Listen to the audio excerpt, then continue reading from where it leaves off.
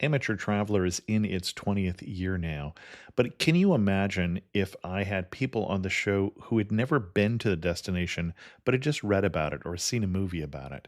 That wouldn't make any sense at all, and you wouldn't listen.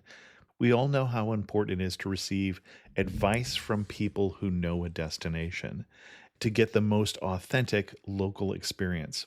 And a great option for experiencing this is Explore Worldwide and their authentic small group adventures, led by local tour leaders, perfect for solo travelers who want to meet like minded people with a desire for adventure.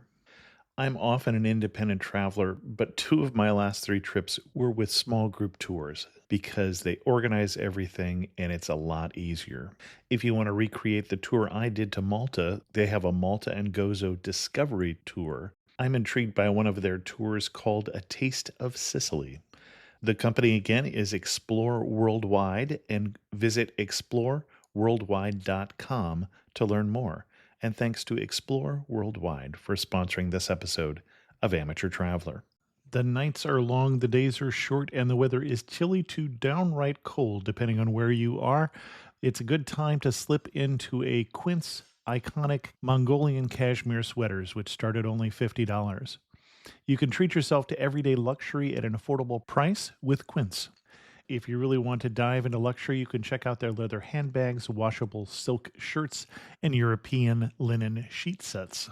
Whatever you're looking for at Quince, all the prices are 50 to 80% less than similar brands, and they do that by partnering directly with top factories and cutting out the middleman. They only work with factories that use safe, ethical, and responsible manufacturing processes. And of course, they use premium fabrics and finishes for that luxury feel in every piece. But you've already heard me rave about my Quince travel pants. Treat yourself this winter without the luxury price tag. Go to quince.com/traveler for 365-day returns plus free shipping on your order. That's QUINCE.com/traveler to get free shipping and 365-day returns. Quince.com/traveler. And thanks to Quince for sponsoring this episode of Amateur Traveler. Got my bags packed, I'm on a roll. I'm heading out there and I'm ready to go. I'm looking real good in my passport photo. Oh, no. Amateur Traveler, episode 289. Today, the Amateur Traveler talks about the color, the noise, and the crowds as we go to Lagos, Nigeria. Cathedral, I got to sit in one more cafe. I know that I should be heading home, but maybe not today. Welcome to the Amateur Traveler. I'm your host, Chris Christensen. Before we get into this week's interview, I do have three news stories for you. The first one is the TSA is again playing with can they improve the boarding procedure. What they're planning on doing is expanding their secure flight pre-screening program. Basically, this is where you trade in a lot of information about you for the ability to get on flights a little faster. Speaking of airlines, there is some complaint about airlines these days in a list of 19 most hated companies in America from The Atlantic. There are 4 airlines. Coming in at number 2 most hated company in the U.S. is Delta Airlines, their satisfaction rating being 56 out of 100. And then a little bit behind them is U.S. Airways coming in at number 6, United at number 7, and American Airlines at number 8. So some things to work on there. And then finally, in probably the weirdest news story we have this week, there's some possibility that North Dakota is not a state. Now, I don't just mean that from the point of view that North Dakota gets no love and is 50th out of 50 states in terms of tourism, but literally they may have had an illegal constitution that is in conflict with the U.S. Constitution because of a problem as they created it. And so some people think that North Dakota is legally not a state. For links to all those stories, check out the show notes at amateurtraveler.com. I'd like to welcome to the show David from London, who's coming to talk to us about Nigeria. David, welcome to the show. Thank you. And I say from London, but you are originally from Nigeria. Yes, I am from Nigeria. Both my parents are Nigerian. I have spent quite a bit of my life in Nigeria, but I spent the other half in the UK, so I'm from both places. And I'm from the US, and so I believe the understanding of everybody in the U.S. is the only people who live in Nigeria are princes who send emails. Yeah. So are you a prince? Let's start with that, first of all. I'm the one Nigerian You're who's the not a one prince. who's not. Okay. I think that's why I had to leave the country. Yeah, I've got to admit, those guys have cast quite a bad light on the country, but there's a lot of Nigerians, and the majority of them aren't princes and don't send emails.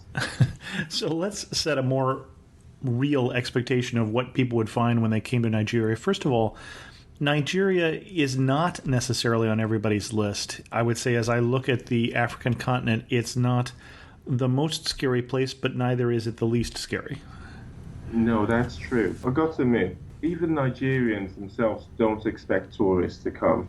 This last time, the visit to Nigeria that I'm going to be talking to you about, there were places I went and I'd say, oh, I'd like to go there to have a look, and people look at me as if I'm crazy. So Nigeria isn't on most people's list of destinations, and I think most Nigerians don't expect to receive many people visiting for pleasure. Okay.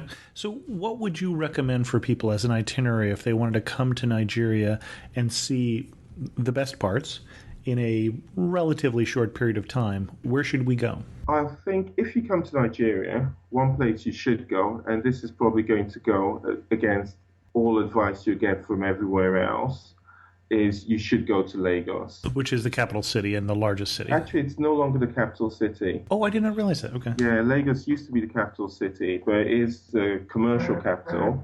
The capital city is a city called Abuja. So Nigeria has kind of a New York, Washington thing going on where one city's where all the money is and the other city is where the government is. Okay. Yeah. And is it a new capital like Brasilia where they... It is, yes. Okay. It's a completely built city from the ground up. And it's around, I'm guessing here, but I think it's around 30 years old. And it became the capital something like 20 years ago. Okay. But the first place you should go, and where you probably fly into, is Lagos. Unless you've traveled in Africa before, Lagos is nothing like anything you've ever seen. And to be honest, even if you have traveled in Africa, it probably still is nothing like you've ever seen. It's chaotic, it's crazy, it's, I don't know, exuberant, it's everything turned up to 11. It's the maddest place I've been.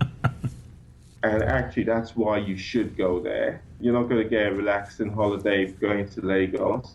But if you want to see human life at the extreme, and I don't mean extreme in a bad way, but just millions of people in a small place, everyone full of life, everyone exuberant, everyone seemingly happy, Lagos is the place to go. And if we go to Lagos, are there things you would recommend that we do or go within what is, my understanding, a fairly large city? Yes, it is. I think it's either the largest or the second largest city in Africa. I'm not sure what's number one. It's either Lagos or Cairo. One of them's the largest city. Things I would recommend you do when you're in Lagos. Well, like I said, Lagos isn't set up, or Nigeria is not set up for a lot of tourism. So you're going to have to get rid of your usual ideas of go to a few museums and, you know, the normal things you do when you're on holiday. You go to Lagos really for the people and for the street life. And Lagos is such a cultural hub within Africa. It's probably the dominant cultural hub in Africa. So there's lots of music, movies, things like that. All of that, the whole movie industry, music industry in Africa is pretty much centered in Lagos.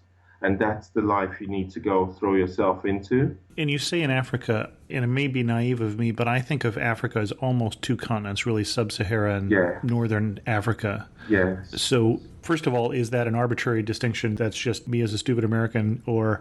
No, I think you're right, to be honest. Okay. And mostly when those of us from sub-Saharan Africa say Africa, we really just mean sub-Saharan Africa. Mm-hmm. So, yeah, Lagos is, I would say, probably the cultural capital of sub-Saharan Africa. And I don't know if you've heard of, you know, the Broadway musical Fela, or Fela. I don't know much about it, but... Well, It's about a Nigerian musician who was popular from the 60s to the 90s when he died of HIV-related illnesses. And he played a type of music called Afrobeat, which has always been very popular in Africa and in Nigeria. But since the musical was on Broadway and here in the UK, I think there's been a revival of interest in him, at least in the West. So if you go, assuming you've been to see the musical and you've got an interest in him, going to Lagos, it makes sense to go to, there's a club there called Africa Shrine, which he set up when he was alive, and his son now runs. It plays Afrobeat, his kind of music, and it's, let me put it this way, a fella pretty much lived by his own rules. He didn't quite believe in the laws of the land and did a lot of drugs, smoked weed, drank a lot. And if you go to the shrine, the club there, you do see lots of people dancing to his music and kind of living life his way. Mm-hmm. Okay. You don't have to. I mean, again, lots of people go there to visit and have a good time and enjoy the music and dance and have a good night out. And there's no compulsion to do drugs if you don't want to, but do be aware that there will be people smoking weed if you go there. But apart from that, as long as that doesn't put you off, it's a very, very nice night out. Okay. And by the way, I looked up, and it looks like Lagos is currently the third largest city behind both Cairo and Kinshasa, but the second fastest growing, the seventh fastest growing in the world at this point. Oh, wow. Yeah. I thought we were at least in the top two, but there you go. Well, it sounds like give it some time. Yes. Anything else we should do in Lagos before we get out to more of the countryside? Most of your visit to, if you're going by an itinerary that I would recommend, I'd say spend a lot of your time in Lagos. And I'll tell you why. It's because Nigeria is this huge country with, I think, 250 different languages are spoken in Nigeria, 500 different dialects are spoken in Nigeria. I might be wrong with this stat too, but I believe Nigeria is the country with the third most languages in the world after Papua New Guinea and Indonesia. So there's this great diversity in Nigeria, which makes it such a lively place, but also makes some parts of it kind of dangerous. So there are parts of the country where there's rioting and where people don't get on. And those parts of the country, obviously, you should avoid.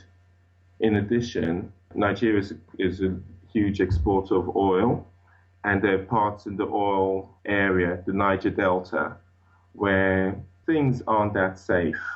There are huge oil spills. I heard something, and I'm not sure this is accurate, but I did hear that in the Niger Delta in Nigeria, as much oil is spilled as the whole ExxonMobil thing that happened last year, the year before, that's spilled in Nigeria each year. So that part of the country you probably want to avoid. And so that's the southernmost portion of the country then? That's correct, kind of yeah. South central. Okay. Yes, it is, yeah. So that part is actually a really beautiful part of the country. I went to university there, but I wouldn't advise anyone to go there now. It's not safe. So the safest places to be, by and large, would be Lagos, which is ironic because it's got such a reputation for high crime rate, and Abuja, which is a very safe place. But back to your question, what you asked me is what else should you do? Mm-hmm. So assuming you go to the Africa Shrine and listen to some Afrobeat, that's all well and great. But what's happening now in Nigeria culturally in the music scene is there's a lot of American influence. And so a lot of African hip hop is being produced in Nigeria now. It's really popular with the young people and people all across sub-Saharan Africa. And it would be a shame if you go to Lagos and you don't find out where there's a show going on, a concert, or maybe go to a club and see what's happening in that scene.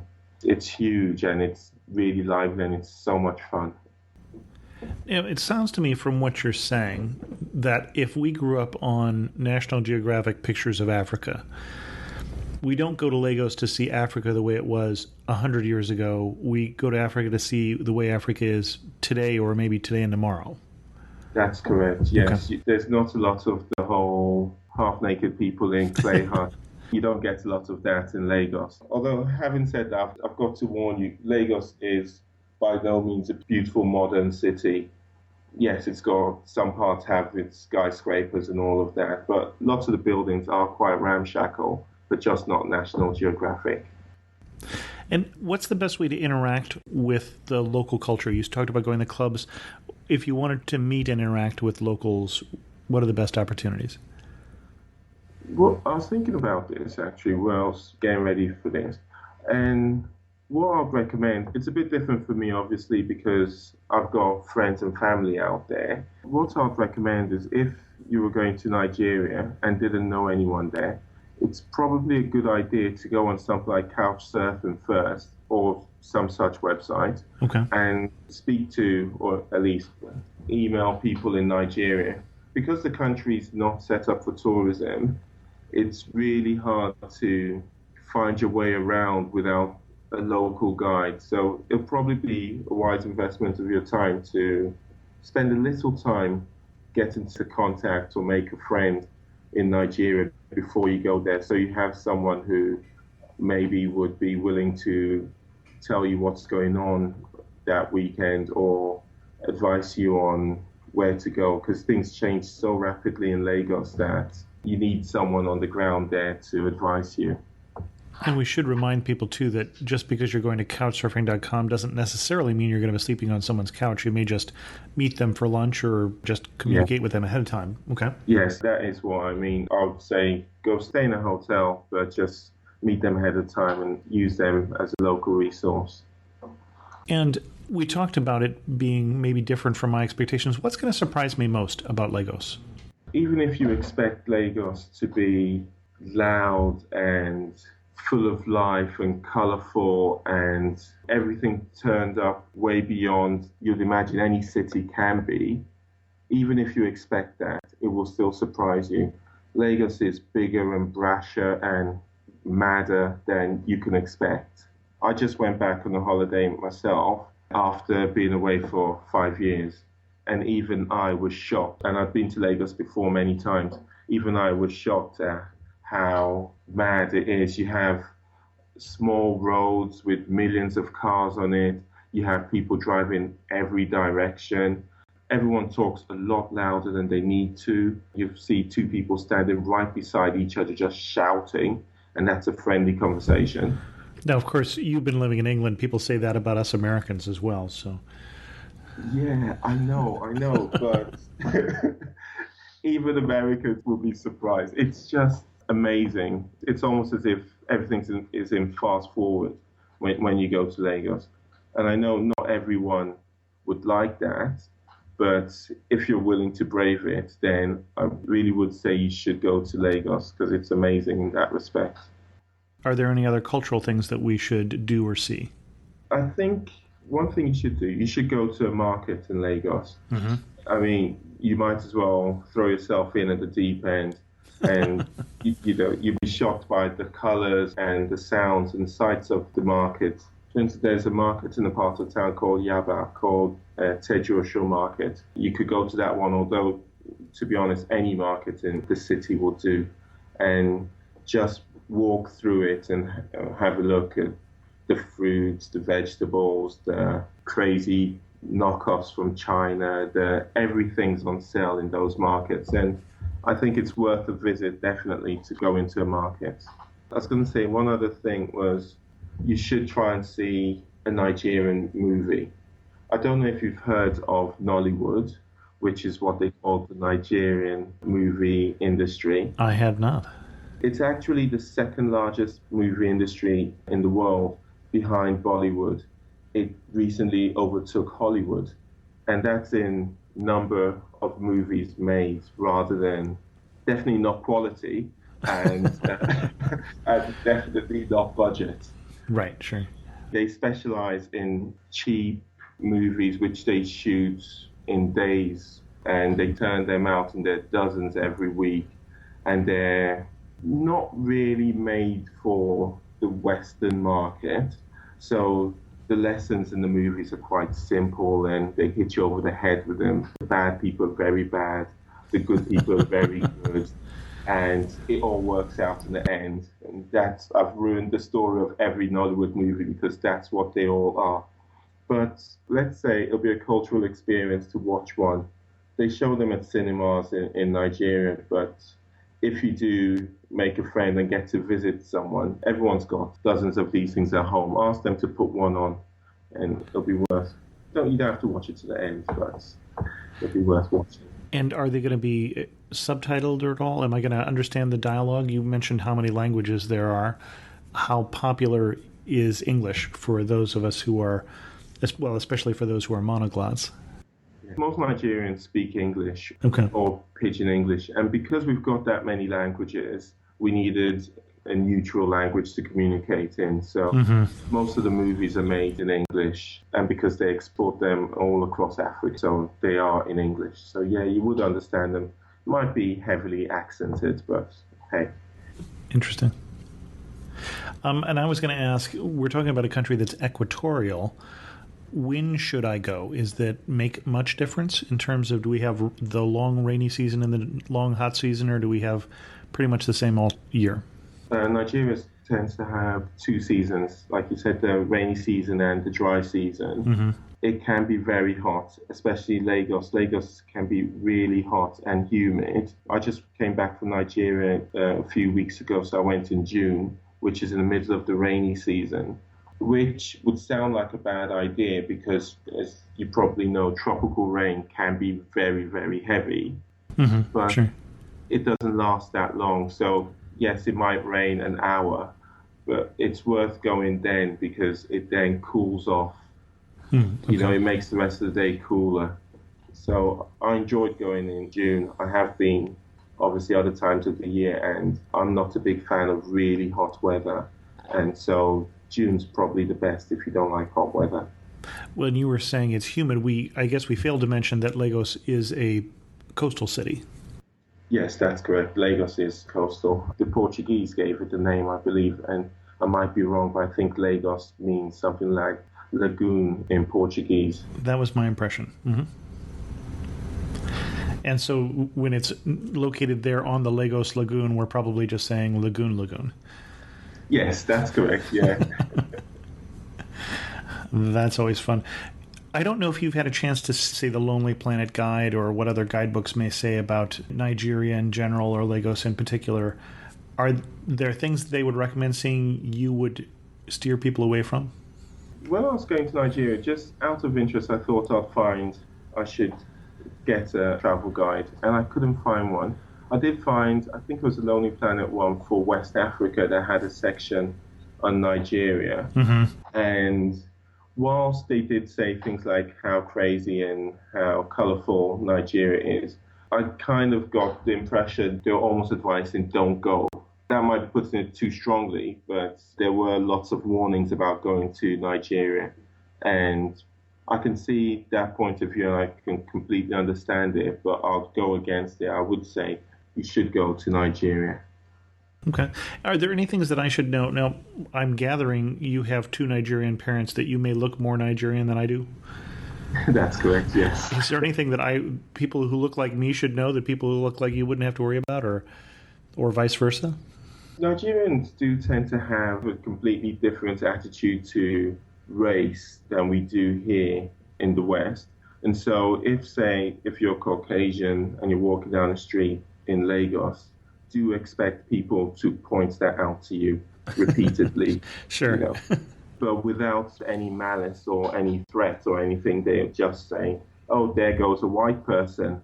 I best remind him he's white. And you should also expect that people would expect you to pay a bit more for things. Sure, yeah. Than they'll charge the natives. But that's not necessarily because of the color of your skin, because even when I go back to Nigeria, once they realize that I don't live there, right, they try and charge me more for things. Now, I'm guessing when you say more, we're still not talking a lot. We're still talking about a place that's relatively cheap to visit. Yes, Nigeria is cheap, or rather can be cheap. It goes from very cheap, so if you're going out to eat, food's quite cheap, but some things are unreasonably expensive. So something like hotel rooms, you pay a lot for not a lot. And things like, I don't know, lots of things that you may take for granted in your country might cost a lot in Nigeria. Okay. Whereas things like going out, food, taxi cabs, and things like that are very cheap. When you talk about the hotel rooms being expensive, are there lower priced options? Guest houses, hostels, couches? I'm not sure about hostels, Okay. but there are lower price options. But I would advise against them because many of the lower price options you mightn't get security, and I should say you don't get constant electricity in Nigeria. So most hotels need to have a generator too, and cheaper hotels won't. So the last thing you want is you get into bed in the middle of the night, it's 28 degrees outside, and then the electricity goes off and you don't have a fan or air conditioning. So you should expect to pay a bit more going to a nice hotel. Or if you decide to go couch surfing and you decide to stay with someone, most people have own generators. So if you stay in a private home, yes, you won't have the problem. And just for people who didn't figure out that David was doing Celsius there, we're talking 82 Fahrenheit. So. Oh, yes, of course. Sorry. I think we have people who use both systems that listen to the show. So. But I think there's probably a few more Fahrenheit thinkers than Celsius thinkers, so I do want to make sure that we remember them as well. I can't understand that Fahrenheit thing. Hey, the Brits invented it, so we just hung on to it longer. That's really the... What's the best day you've had recently, let's say, in Nigeria? Best day I've had recently? Well, I was there for 10 days recently, so... Best I had was got up in the morning, went out with a group of mates and went to eat. I should talk about Nigerian food because it's really, really good.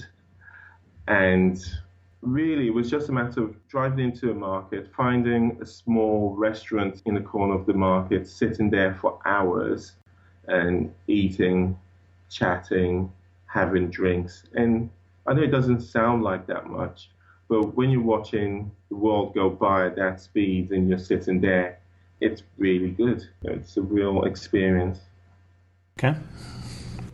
Who do you wish everybody could meet in Nigeria? Someone you've met, preferably. Doesn't have to be a prince. I know usually when people answer this question on your show, I know it's someone they just met by chance, but I'm going to cheat and talk about a friend of mine. I've got a friend of mine in Lagos, is a guy called Tony, and he's a writer. And I think in some ways, to me, he symbolizes a lot of what Lagos is, because he's a very intelligent man, very hardworking, very optimistic, and a bit of a hustler, not in a negative way in any sense, but, will go for what he wants. And that seems to be the Nigerian attitude, They're not rich. Most Nigerians are very poor, but you'd never see one with his head, hanging his head, They're all always optimistic. They all believe that they're about to fall on good times, and if they just work a bit harder and push a bit harder. And I find it really, really amazing. I mean, coming from a country where, yes, people in the UK work hard and are optimistic too, but seeing that in Nigeria, it's amazing to watch. It just shows all the life and the energy that country has. So, yeah, I'd say Tony. I'm a photographer. Yes. If I want to go to Nigeria and take a picture of, let's say we've been talking about really mostly about Lagos, the prettiest spot there, the prettiest picture there, where am I standing? What am I looking at? Well, you had to say prettiest, didn't you? I did say that Lagos isn't... You did. It's not the prettiest of cities. Mm-hmm. Lots of Lagosians, which is what they call people from Lagos, would probably disagree with me because they're very proud of their city. But it's not a very beautiful city. However, if you change the adjective from pretty to interesting, Okay. then I'd say go to a market. There's a place in Lagos, or there used to be because it's just been redeveloped. There's a place that was called Oshodi, which I've got a picture that I took in Oshodi the last time I was there. And it's of a really small area, but it's got 1,000 buses in it. It's got in between the buses, and these buses aren't parked, they're driving down the street, but in between them, somehow there are women selling bananas and tomatoes, and they've got these huge colorful umbrellas to protect themselves from the sun. And it's mad. I'll send you the picture so you can attach it to the podcast if you like. Okay. But that's the kind of picture I think you should take away from Lagos, a picture of life and activity and millions of people in a small space. One thing that makes you laugh and say only in Nigeria. There's a day, right, that, because there's a Lagos Island and there's Lagos mainland, and they're connected by a really long bridge, which usually gets clogged up with traffic because people from the mainland work on the island. And there's one day I was stuck in traffic on the bridge, and I saw a man on a motorbike weaving through traffic, weaving through the parked cars, sending a text message on his phone. And I just thought, only in Lagos, nowhere else would you see someone sending a text message on a motorbike whilst weaving through traffic. Only in Lagos. I'm packing to go to Nigeria. I should not forget to pack what? Anti-malarial. Okay. You would need anti-malarial medicine and sunblock and all of that. Okay. Before we wrap this up, are there any other tips that we should know before we go to Nigeria? I think one thing, I know I said this before, but I just want to emphasize it. You should, if you're going to Nigeria or going to Lagos, you should expect it to be larger than life. I'd hate for someone to get there expecting a laid-back city and then, because it can jar if you're not expecting it. But if you do go there with that mind frame, knowing that you're about to experience a city that's larger than life, I think you'll have fun. Okay. Finish this sentence for me. You really know you're in Nigeria when Someone's standing right next to you, whispering a secret to you at the loudest possible volume. And if you had to summarize Nigeria in 3 words, what 3 words would you use? I'd use the same word 3 times. Chaotic, chaotic, chaotic. That's in a good way. And we should point out that this is from somebody who keeps going back and said he wanted to come on the show because you still love Nigeria. So. Oh, yes, I love it. Yeah, I really do love it there. So it's chaos, but it's addictive chaos is what you're saying. It is. It really is. It's addictive. As long as it's one of those places that you go and if you survive it, I don't mean that it's going to kill you, but I mean if you come out of it without your mind completely blown, you'd want to go back. Excellent. David, thanks so much for coming on the show and sharing with us your love of Nigeria. You're welcome. In news of the community, I will be at a Meet Plan Go meetup in Boston on the 25th of July. That is the year 2011. So if you're interested in meeting up with me and meeting up with other people thinking about traveling or planning on traveling or in some cases just returning from long trips, you can check out that meetup. I'll put information about it on the Facebook page at Amateur Traveler. That's facebook.com/Amateur Traveler. I did have a clarification from Michelle. She had written in last week. I had mentioned an email I'd gotten from her last week talking about her favorite episodes, that I was unclear about which Greek episode was her favorite. She said it was number 69, an interview with Alf Meyer. Alf was hilarious, had his own agenda, and you patiently humored him. And then she said her favorite South America episode was actually number 247, which was Chile. The woman was the most informative guest you'd had on, and she had a very poetic way of relaying her experience. And she's talking about Jodie Ettenberg, who happens to be one of my favorite people in the world, so I agree. And I'm also interested in what other people say is their favorite episode. I also heard from Christine, who was the guest on the Wisconsin episode, which happened to be one of my favorite episodes in the domestic U.S., and she was asking about New Zealand because she's planning on leaving for New Zealand, or actually by this point has already left and probably come back to New Zealand. So I had written her back an answer. But she pointed out that I had gone to a lot of places in a 2-week period during my trip to New Zealand our summer, their winter. I went in July, and said, did I feel rushed? And I should really say, when I talk about my own trips, if I'm traveling on my own, I'm probably keeping up a pace that I wouldn't recommend for others.